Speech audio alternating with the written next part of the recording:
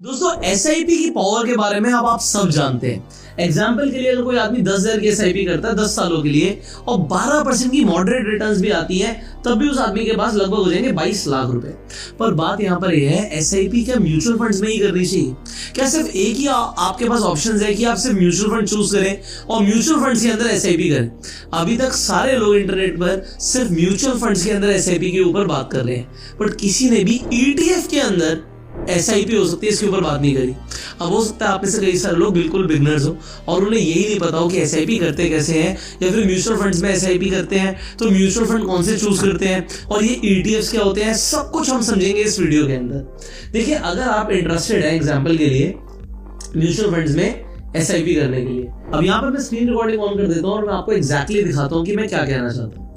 यहाँ पर मेरी स्क्रीन पर देखिए, यहाँ पे अलग अलग म्यूचुअल फंड्स हैं। एग्जाम्पल के लिए यहाँ पर एक फ्लेक्सी कैप फंड है जहां पर एक्सपेंस रेशियो है 0.63% का, 0.6% का, 0.5% का, 0.18% का, और किसी किसी म्यूचुअल फंड के अंदर तो आपको 1% का भी आपको एक्सपेंस रेशियो दिखेगा। ये एक्सपेंस रेशियो का मतलब क्या होता है कि अगर आप 1 लाख रुपए इन्वेस्ट कर रहे हो तो 1,000 रुपए आपके काट लिए जाएंगे और वो कटकर इन्वेस्टमेंट होगी यहां पर, क्योंकि आप म्यूचुअल फंड चूज कर रहे हो। दूसरी चीज म्यूचुअल फंड में क्या होता है कि म्यूचुअल फंड्स में आपको एग्जिट लोड लगता है। ये कई सारे म्यूचुअल फंड्स के अंदर अगर आप 1 साल के अंदर अगर निकालोगे तो देखिए एग्जिट लोड, अगर आपने 1 साल के पहले अपना म्यूचुअल फंड्स को बेच दिया तो आपको 1% का और चूना लग जाएगा, और ये ज्यादातर म्यूचुअल फंड्स के अंदर होता है, किसी के अंदर कम या किसी के अंदर ज्यादा। बट ईटीएफ के अंदर एक्सपेंस रेशियो बहुत कम होता है और एग्जिट लोड तो होता ही नहीं। बट ये ईटीएफ क्या होते हैं?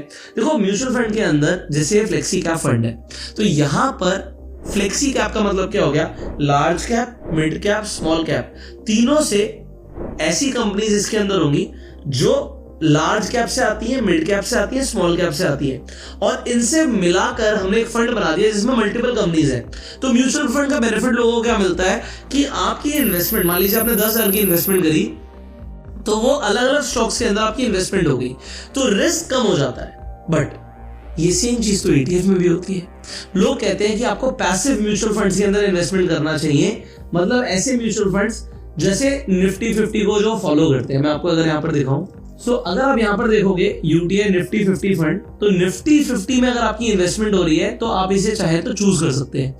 बट अगर मैं आपको यहाँ पर गूगल पर लिखते हैं पहले निफ्टी 20 एक्सपेंस रेशियो और आपके सामने कंपैरिजन करते हैं, सो निफ्टी 20 का एक्सपेंस रेशियो है 0.04%, 0.04%, और जहां पर आप निफ्टी 50 के इंडेक्स फंड में 0.18% एक्सपेंस रेशियो दे रहे थे। तो निफ्टी 20 क्या होता है, आइए ये भी दिखा देते हैं। अगर मैं यहां पर निफ्टी 20 दिखाता हूं आपको, सो ये बेसिकली निफ्टी का एक ईटीएफ है जो 266 रुपीज का है। और म्यूचुअल फंड्स में क्या होता है, यहाँ पर एनएवी आपको मिलती है। यहाँ पर एनएवी क्या है इस फंड की, आपको यहाँ पर दिख रही है एनएवी क्या चल रही है 164। तो यहाँ पर ये 164 में भी 164 रुपीज में आप निफ्टी की टॉप 50 कंपनियां खरीद रहे हो, और यहाँ पर जो निफ्टी 20 आप खरीद रहे हो 266 रुपीज का है, यहाँ पर भी आप निफ्टी की टॉप 50 कंपनियां खरीद रहे हो। बट एक जगह पर आप 0.18% का एक्सपेंस रेशियो दे रहे हो और एक जगह पर आप 0.04% का एक्सपेंस रेशियो दे रहे हो। तो आपको देखना है आपके पैसे कहां लग रहे हैं। डेफिनेटली आपका ईटीएफ में कम पैसा लग रहा है, तो आपको क्या चूज करना चाहिए, आपको ईटीएफ चूज करना चाहिए। दूसरी चीज, यहां पर अगर हम देखेंगे एग्जिट लोड, तो निफ्टी के इस इंडेक्स फंड में कोई एग्जिट लोड नहीं है, बट ज्यादातर म्यूचुअल फंड्स में एग्जिट लोड होता है। कहीं कहीं जो एक्टिवली मैनेज म्यूचुअल फंड्स होते हैं उसमें तो लॉक इन पीरियड भी होता है। कोई भी ईटीएफ हो उसमें एग्जिट लोड होता ही नहीं और ना ही कोई लॉक इन पीरियड होता है, आप जब चाहे तब बेच सकते हो। बट एक कमाल की चीज मैं आपको दिखाऊंगा, ये हमारा निफ्टी का चार्ट है, ये है हमारी 4 जून की कैंडल। अब लोगों के साथ एक बहुत गलत चीज हुई थी। म्यूचुअल फंड में क्या होता है, जब आप कोई म्यूचुअल फंड लेते हो तो यहाँ पर ये आपकी एनएवी है 164 रुपीज की, ये 27 तारीख को डिसाइड हो गई। मैं जिस दिन वीडियो बना रहा हूँ उससे मतलब जब लास्ट ट्रेडिंग डे था तो 27 दिसंबर का लास्ट ट्रेडिंग डे था, और उसकी क्लोजिंग का भाव इन्होंने पकड़ लिया 164। अब अगर मान लीजिए मार्केट कल खुलेगी और कल है 30 तारीख, तो 30 तारीख को अगर मार्केट खुलती है तो 30 तारीख को जिस दिन आप वीडियो देखोगे उसके बाद में देखो, मैं एग्जाम्पल दे रहा हूँ, तो भाव जो होगा ना वो क्लोजिंग का लिया जाएगा यहाँ पर। अगर आप परचेज का ऑर्डर लगाओगे तो क्लोजिंग का भाव आपको मिलेगा। हो सकता है मार्केट भागती चली जा रही हो ऊपर और आपको ऊपर का भाव मिले, क्लोजिंग का भाव मिले, तो ये आपके साथ गलत होता है। गलत क्यों होता है? क्योंकि यार मेरे सामने प्राइस चल रहा है, निफ्टी 20 मेरे सामने मूव करेगी, अगर निफ्टी मूव करेगी तो मैं अपने सामने, अगर ये यहाँ से नीचे से प्राइस ऊपर जा रहा था तो मैं नीचे ही पकड़ना चाहता हूँ ना प्राइस को। तो आप ये ETF में कर सकते हो, बट आप ये म्यूचुअल फंड में नहीं कर सकते। म्यूचुअल फंड में क्लोजिंग का भाव मिलेगा। तो अगर ETFs बेटर है तो क्या हम ETF में SIP कर सकते हैं? ये लोगों को पता ही नहीं है। आइए मैं आपको दिखाता हूँ कि आप ये कैसे कर सकते हो। तो मैं अपने फोन की स्क्रीन रिकॉर्डिंग ऑन करके आपको एग्जैक्टली दिखाता हूँ। आप अपने कोई भी डीमेट अकाउंट में जाते हैं, मान लीजिए आप किसी ETF में इन्वेस्टमेंट करना चाहते हो और वो मेरे लिए निफ्टी 20 है। मैंने निफ्टी 20 सर्च किया, मेरे सामने यहाँ पर निपॉन इंडिया का निफ्टी 20 आ गया। अब यहाँ पर देखिए आपको SIP का ऑप्शन मिलता है। आप यहाँ पर अमाउंट डाल सकते हो। मान लीजिए आप 10,000 रुपये महीना, 2,000 रुपये महीना, 1,000 रुपये महीने की SIP करना चाहते हो, तो आप कुछ भी अमाउंट चूज कर सकते हो। मान लीजिए मैं यहाँ पे 10,000 कर देता हूँ, मैं 2,000 कर देता हूँ। अब आप यहाँ पर कंटिन्यू करते हो। जब आप कंटिन्यू करोगे तो आप डेट डिसाइड करोगे कि 1st को करना है, 5th को करना है, 10th को करना है, कौन से दिन पर करना है। अब यहाँ पर कई सारे लोग कंफ्यूज होते हैं कि दिन कौन सा चूज करना चाहिए। इस वीडियो के एंड में मैं उसके ऊपर बात करूंगा, बट अभी के लिए एग्जांपल मैं 5 तारीख ले लेता हूँ। आप लोग कहोगे मेरी 5 तारीख को सैलरी आती है, 5 तारीख ले लेते हैं, but I talk about it. अब आप अपनी फ्रीक्वेंसी डिसाइड कर सकते हो, वीकली SIP करनी है या मंथली करनी है।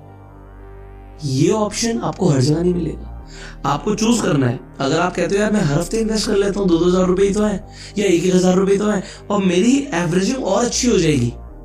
हो सकता है एक हफ्ते मार्केट गिरी, फिर दूसरे हफ्ते गिरी, फिर तीसरे हफ्ते थोड़ी बढ़ी और चौथे हफ्ते फिर ऊपर आ गई। तो क्या हुआ, अगर आप देखोगे पहले महीने और दूसरे महीने आपकी सेम रेट पे SIP हुई। बट अगर मैं वीक वाइज कर रहा हूँ, यहाँ पर एडिटर आपको दिखा रहे होंगे कि अगर पहले प्राइस ऊपर से नीचे गया तो यहाँ पर आपकी एक हफ्ते में SIP हो गई, फिर अगर और नीचे गया तो फिर से आपकी SIP हो गई। अब फिर प्राइस बढ़ा, चलो फिर से SIP हो गई, फिर बढ़ा, फिर हो गई। बट यहाँ पे एवरेज आपकी उस इंसान से बेटर हो गई जिसने मंथली SIP करी थी, तो वो आप चूज कर सकते हो। मैं मंथली लेके चलता हूँ। अब देखो यहाँ पर क्या लिखा हुआ है, ये बड़ा इंपॉर्टेंट है। आपके ऑर्डर्स 11 बजे प्लेस होंगे। 11 बजे क्यों प्लेस होंगे? ETFs के अंदर लिक्विडिटी भी देखनी होती है, तो लिक्विडिटी 11 बजे आराम से मिल जाती है। तो 11 बजे का जो भाव होगा वो आपको मिलेगा। ये यहाँ पर क्लियरली आपको मेंशन्ड है। यहाँ पर ये नहीं लिखा कि आपको क्लोजिंग का भाव मिलेगा। तो क्लोजिंग में हो सकता है मार्केट नीचे जाके फिर ऊपर आ जाती है, या हो सकता है नीचे आती रहती है, कुछ भी हो सकता है। बट यहाँ पर आपके सामने ये चीज है। दूसरी चीज, आप कभी भी आकर टॉप अप कर सकते हो। आपको लग रहा है मार्केट नीचे गिरी हुई है, चल यार ETF तो खरीदने हैं, मैं अपने भाव पे खरीदूंगा, बट म्यूचुअल फंड में ये चीज पॉसिबिलिटी नहीं है। कंटिन्यू करते हैं। तो यहाँ पर देखिए क्या लिखा है कि आप 2,000 रुपये महीने की SIP करना चाहते हो मार्केट प्राइस पे, और आपने SIP का अमाउंट डिसाइड कर लिया। अब ये SIP का अमाउंट 2,000 क्यों नहीं आया? ये इसलिए नहीं आया क्योंकि यहां पर शेयर्स के अकॉर्डिंग होगा कि 2000 के अंदर कितने शेयर्स है, कितने ETF आ सकते हैं, ये यहां पर देखा जाता है। फिर आपको यहां पर चार्जेस भी दिख रहे हैं, सिर्फ 4 रुपए के चार्जेस है, तो कोई खास चार्जेस नहीं है। और यहां पर आप सेटअप कर सकते हो, कंफर्म कर सकते हो बाय करने के लिए, और ये आपकी बाय हो गई। या आपने सेटअप कर दिया 2,000 रुपए की SIP। अब ये आपने जो 2,000 की SIP करी, आपने फर्स्ट ऑर्डर प्लेस किया है। अब अगर आपको इसे ऑटो SIP करना है कि अपने आप पैसे कटते रहे, तो आपको क्या करना है, यहाँ पर आप अपनी कोई भी UPI के थ्रू SIP सेट कर सकते हो। अब यहाँ पर लिमिट है कि 15,000 रुपए की यहाँ पर है लिमिट। तो दोस्तों जैसे आपने देखा यहाँ पर 15,000 की लिमिट है। 15,000 की लिमिट का मतलब क्या है ये समझते हैं। 15,000 की लिमिट का मतलब ये है कि आप 15,000 रुपए तक की महीने की SIP कर पाएंगे ऑटो पे के मोड से। अदरवाइज आपको खुद से पेमेंट करनी पड़ेगी। तो 15,000 तक आपके बैंक से ऑटोमेटिकली डिडक्ट हो जाएंगे अगर आप SIP करना चाहते हो, और वो इन्वेस्ट हो जाएंगे जो भी आप ETF चूज करेंगे उसमें। बट इसमें लिमिट 15,000 की है। आप 15,000 से नीचे चाहे 14,000, 10,000, 5,000, 2,000, 500 कोई भी अमाउंट चूज करके ETF में SIP कर सकते हैं। तो कंटिन्यू कर लीजिए। अभी 1 रुपए डिडक्ट होगा, वो रिफंडेबल है, तो उससे क्या होगा, आप इसे अलाउ कर दोगे। तो यहाँ पर आप अपना UPI एड्रेस डाल सकते हो। मैं अपने यहाँ पर UPI एड्रेस डाल देता हूँ। सो यहाँ पर मैंने अपनी वर्चुअल ID डाल दी है, वर्चुअल एड्रेस डाल दिया है पेमेंट का, और मुझे अपनी ऐप पर जाके कंफर्म करना पड़ेगा। सो मैं यहाँ पे कंफर्म कर देता हूँ। ओके, सो आप देख सकते हो ये ऑटोमेटिक पेमेंट सेटअप सक्सेसफुल हो गया है। अब यहाँ पर कुछ क्वेश्चंस आपके दिमाग में आ सकते हैं। क्वेश्चन ये आ सकता है कि भाई मैं किस किस चीज के अंदर, कौन कौन से ETF के अंदर SIP कर सकता हूँ। देखो ये टोटली आपका चॉइस है। मैं आपको बताता हूँ कौन कौन से ETFs मार्केट में अवेलेबल है जो कि अच्छे हैं, बाकी आप चूज कर सकते हैं। जैसे निफ्टी में इन्वेस्टमेंट करना है तो निफ्टी 20 आपके पास है, बैंक निफ्टी में इन्वेस्टमेंट करना है, बैंक्स में इन्वेस्टमेंट करना है तो बैंक बीज आपके पास है। अगर आपको इंफ्रा के स्टॉक्स में इन्वेस्टमेंट करना है तो इंफ्रा ईटीएफ आपके पास है। अगर आपको लगता है मोमेंटम वाले स्टॉक्स जो भागे तो मोमेंटम 30 आई ईटीएफ आपके पास है। अगर आपको हांगकांग के बाजार में इन्वेस्टमेंट करना है तो हैंगसेंग बीज आपके पास है। अगर आपको हांगकांग की टेक कंपनीज में इन्वेस्टमेंट करना है तो एमएचके टेक आपके पास है। अगर आपको लगता है ईवी का फ्यूचर है और ईवी के स्टॉक्स में इन्वेस्टमेंट करना है तो ईवी का ईटीएफ आपके पास है, सिर्फ 29 रुपए का है। अगर आपको यूएस की टॉप टेक कंपनीज में इन्वेस्टमेंट करना है तो ये मेफैंग है, ये आपके पास है। और अगर आपको मिड कैप में इन्वेस्टमेंट करना है तो मिड कैप ईटीएफ आपके पास है। और आपको स्मॉल कैप में इन्वेस्टमेंट करना है तो स्मॉल कैप ये एचडीएफसी स्मॉल कैप 250 का ईटीएफ आपके पास है। ये सारे ईटीएफ्स हैं। इसके अलावा भी कई सारे ईटीएफ्स हैं, ऑटो का ईटीएफ है, एफएमसीजी का ईटीएफ है। तो आपके पास बहुत ऑप्शंस है। कमाल की चीज क्या है, इन्हें आप मार्केट प्राइस पे कभी भी खरीद सकते हो। आपके सामने प्राइस आपको फ्लक्चुएट होता हुआ दिखेगा। इसके भी चार्ट्स हैं, आप अपने हिसाब से खरीद सकते हो। अब फाइनली लास्ट में जब मैंने बोला था कि एसआईपी के लिए डेट कौन सी बेटर है, अब देखिए मैं आपको कुछ दिखाता हूँ। लोग मुझे इस तरीके से कभी कभी पूछते हैं कि सर यहाँ पर देखिए ये 1 अक्टूबर है, यहाँ पर प्राइस ऊपर था पर उसके बाद 2 अक्टूबर को सीधा गैप डाउन हो गया, 2 अक्टूबर को मार्केट बंद थी तो फिर प्राइस नीचे आ गया और उसके बाद हम नीचे खरीदते तो प्रॉफिट ज्यादा होता। अक्टूबर के बाद आप आ जाइए नवंबर पर, तो अगर मैं नवंबर पर जाता हूँ तो यहाँ पर देखिए 1 नवंबर को प्राइस यहाँ पर था, उसके बाद प्राइस थोड़ा सा नवंबर में नीचे आ गया। अगर हम इसके अलावा पहले आ जाते हैं, अगस्त में आ जाते हैं तो 1 अगस्त को मार्केट यहाँ थी फिर नीचे आ गई।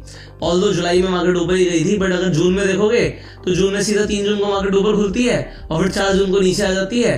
तो हमें ऑप्शन मिलता है यहाँ पर इन्वेस्टमेंट करने का। बट मैं आपको सब बता रहा हूँ, ये सब मोह माया है। अगर आप यहाँ पर देखोगे पिछले ये एक आपको दिख रहा है कि अगर ये अलग अलग डेट ऑफ इन्वेस्टमेंट है, किसी ने 1 तारीख को एसआईपी शुरू करी, 2 को, 3 को, 4 को, और यहाँ पर जो डेटा है ये 10 सालों का है।